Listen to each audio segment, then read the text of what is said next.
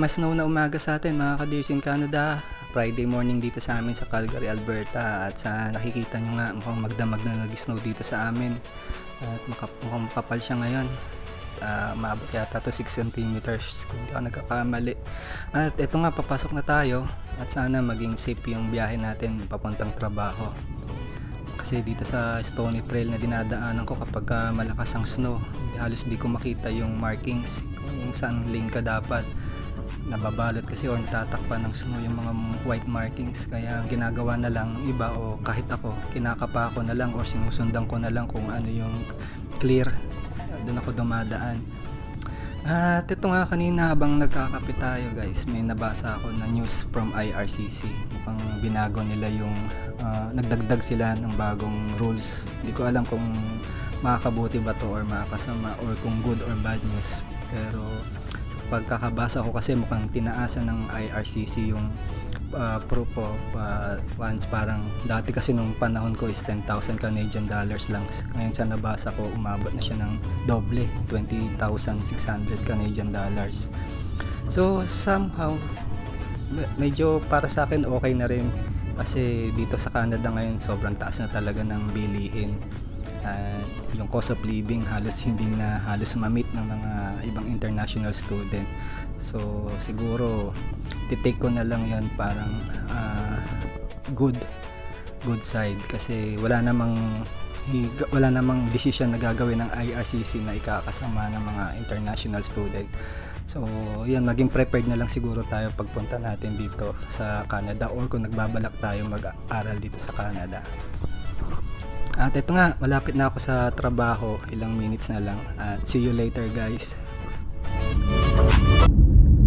One eternity later. So Friday ngayon dito sa amin sa Calgary, Alberta. Bali December 8, Friday. Dapat ngayon yung uwi namin ni Mrs. sa Pilipinas for 1 month vacation. At nakakalungkot at hindi kami matutuloy kasi may mga unforeseen situation na kailangan yung presence namin dito sa Calgary or dito sa Canada. Nakakapanghinayang nga kasi February pa namin binook yung ticket namin. Medyo mura pa ng time na yun kasi early booking. Pero yun nga, gaya nga sinabi ko, may mga unforeseen situation na kailangan namin i-prioritize at kailangan yung presence namin dito sa Calgary. Ito nga, isa dito yung bagong bahay namin.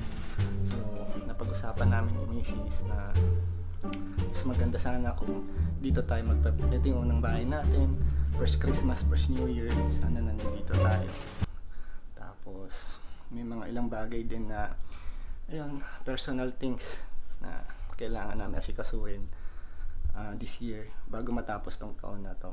So pinaliwanag naman namin yun sa mga kamag-anak namin sa Pilipinas at naintindihan naman nila. Yun nga lang, nakakalungkot kasi syempre, di ba, after ilang taon ba kami din nakauwi, 5 years simula kasi nung napunta kami dito noong 2018, December 2018, 5 years to be exact, di pa kami nakakauwi. Sumabay kasi yung pandemic, marami nangyari. So di bale, baka next year maging smooth na lahat, makauwi din kami. Pero yun nga, syempre malungkot, manap tayo ng paraan para naman hindi tayo masyadong mag self-pity. Sa Sunday, punta kami ni Mrs. sa US. So doon na lang muna namin i-spend yung aming leave, yung vacation leave, kasi na-apply na yun sa company.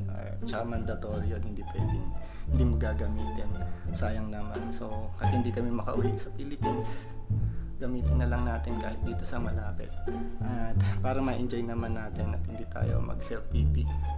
So yun nga, dito tayo sa ating kitchen, hanap tayo ng pwede natin mahapunan kasi alamang si Mrs. nag-i-impact yun, hindi makapagluto, kaya ako na lang muna. So ito yung kitchen namin, pasensya na medyo masikip. Yan lang naman typical na Pilipino setting ng kitchen. Meron diyang tauban ng pinggan. Pero dyan lang naman tauban, pagkatuyo na yan, dito yan nilalagay yung mixes. Yan. Tapos ating kape, creamer, tsaka sugar. May champagne pa yan. Ay, red wine. So may konti may halaman, onion leeks. Yan, pumipita si Mrs. pag kailangan niyang gumamit niya. So yun, hanap muna ako ng ating pwedeng lutuin. See you later guys. Akit tayo mamaya sa taas, tignan natin kung anong ginagawa ni Mrs.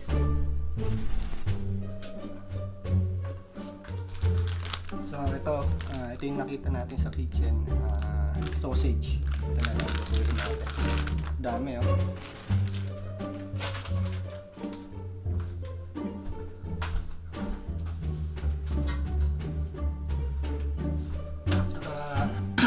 Para healthy, hindi natin siya i-fried na sa kawali o sa mantika. I-air fry na lang natin siya para iwas talsik na rin ng mantika.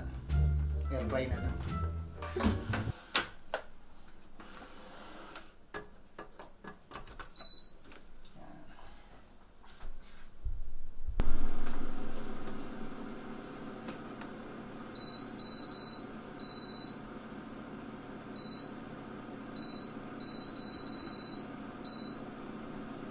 So, warm up muna natin yung air fry bago natin ilagay ating sausage para maganda yung pagkaluto, guys. Siguro mga 3 minutes lang. So, ayan na, nakalagay na mga 4 lang. Total, 2 lang naman kami ni Mrs. Di naman pala kain ng sausage yun, kaya di na natin dinamihan. Pagin na natin. Yan. So, sabi dito, hanapin natin yung kanyang category. So, siguro sa steak tayo. 8 to 12 minutes, 180 degrees. So, 175 na lang pinili ko sa 12 minutes. Tansyahin na lang natin, guys. Medyo kinakapa-kapa ko pa tong air fryer na to. Laki sa bundok nito. Ayan. Antayin natin. Tignan natin kung 8 minutes ko ano na itsura niya. Grabe nangyari dito sa aming money tree. Ang kailan lang may dahon-dahon pa, ngayon wala na talaga. Ubos na. Hindi ko malaman kung nasobrahan ba sa dilig to o malamig lang talaga kaya naglagas. Kasi winter, kaya wala na rin dahon gaya ng mga nasa labas. So yun nga pala yung resulta ng magdamag na nag-snow dito sa amin sa Calgary. Kaninang umaga medyo okay, makapal yan. Tapos buti hapon na lumipis. Grabe dito sa Calgary, Alberta, dito nyo lang mararanasan yung 4 seasons na tinatawag sa isang araw. Minsan sa umaga may snow, pagtanghali iba naman magiging sunny. Kaya di may iwasan di magkasakit yung mga tao rin dito kasi nga biglang nag-a-adjust yung yung panahon, yung temperature. So yun nga, sana pagpunta namin sa Sunday sa US, medyo maganda naman yung panahon dito. Ayan. So silip muna tayo sa harap, guys. Tingnan natin kung nag-flow na ng snow or naglinis na ng snow yung maintenance.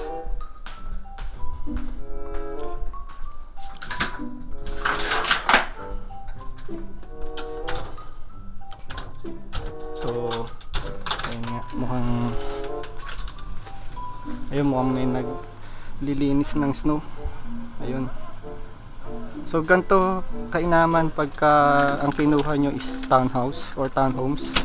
Hindi nyo na po problemahin yung yung paglilinis ng snow kasi kasama na siya sa condo fee na binabayaran namin or binababayaran nyo every month. So less hassle yun para sa mga busy na taong katulad natin. Ayan. Kasi pagka sa umaga makapal yan, kagaya kanina umaga medyo makapal, walang magpapala or hindi ko rin siya pwedeng palahin kasi maliliit naman tayo sa trabaho. At least dito meron nagagawa para sa atin. So itong aming community dito.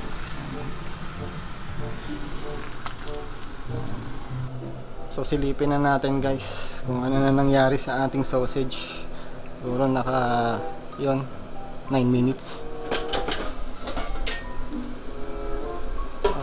Ito na siya, tuyot.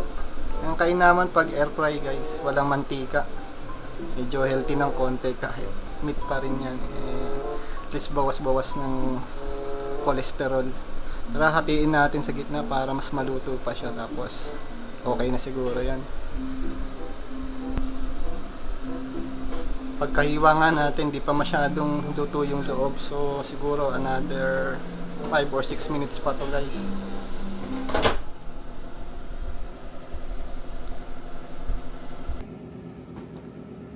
Tignan na natin kung luto na yung ating sausage. Tapos ito, ininit ko na rin yung niluto ni Mrs. na sopas. Yan na lang yung kakainin namin ngayon. At itong sausage. So, nagmantika kung luto na to. So, saglit lang guys. At asikasuhin ko muna to para makakain na rin kami ni Mrs. At see you later. Akyatin natin siya kung anong ginagawa niya sa taas. Dir, anong ginagawa mo? What's that? Oh my God. Nag-aagis ng gamit. Si Mrs. Mukhang may busy yata ngayon. Pwede mo bang i-share kung ba't ka busy? Ito, nag-aagis ako ng gamit. Pagtawid ko itong program. Cup noodles. Ayan, cup noodles. Merong Ano yan? cornic. Boy bawang. Bawang. Ding dong. Ding dong. Ding dong ding. That is on my mind. Para saan naman yan? Meron ba tayong ano? Meron ba tayong Siyempre, cupcake. Ayan. outing? So, actually guys, today is December 8, so dapat meron kaming trip to Philippines. Unfortunately, hindi kami matutuloy. So, dapat ngayon yung bakasyon namin, yung flight namin pauwi ng Pilipinas. Dapat kanina siya ng 7 p.m. So, nabook Day na 8 namin. p.m. 7 p.m. ang 7 flight natin. So, nabook na namin yun before, pero dahil sa mga pangyayaring nagaganap sa lupang pinangako, Actually, hindi kami matutuloy magbakasyon. Binook pa namin yung ticket is February pa this Yeah, year. February 2023 pa nung kumuha kami ng ticket namin going to Philippines for vacation. But unfortunately nga, due to some Mga pangyayari. mga pangyayari dahilan. nagaganap sa lupang pinangako ay hindi kami matutuloy magbakasyon. So, pinakancel na lang namin. So, ngayon, ang ginagawa ko, since hindi kami matutuloy ng Pilipinas, nagpiprepare ako ng baon. Baon namin. Kasi gusto ko lang magpasalamat kay Mahadam at kay Arbab. Salamat sa inyo. Nang dahil sa inyo, makaka-travel din kami. Kasi po, ganito ang nangyari. Para ang puso namin ay hindi masyadong Ma-broke. bigo, Bigo. broken. Saklap kaya nang hindi makauwi sa Pilipinas. Dahil na hindi natuloy ng Pinas. Ilang buwan namin hintay yun. Kasi nga, may Super mga- excited talaga kami. Kaso nga hindi lang, naman ito, namin mapigil yung mga walang bagay. walang perang pang bakasyon. So, pinakancel na lang namin kasi yun na din ang sabi ni Papa na ipakancel na lang daw. Siguro hindi pa panahon para kami ay umuwi. So, ngayon, thank you to Madam and Arbab kasi meron silang US tour. At tayo ay isasama ni Madam at ni Arbab para hindi tayo masyadong Malungkot. masaktan at malungkot. So, ngayon, meron silang 1 week US tour doon. So, ayan, pang Sasama- pagloob. Sasama Madam nila saka kami, Si Arbab mga ay guys. isasama kami bilang Kailangan- PA, personal assistant niya kami. So, kailangan ng taga-picture, pang reels ba? So, kaya dapat kayo, i-friendship niyo din yung mga madam niyo at sir ha, para kasama din kayo sa tour. So, tara, samahan niyo ako at ako ay mag-iimpake. Mag-ayos muna si Mrs. ng dadalhin namin. At ayun, panoorin natin kung ano ba yung mga dadalhin niya. Mukhang excited na to, last week pa eh.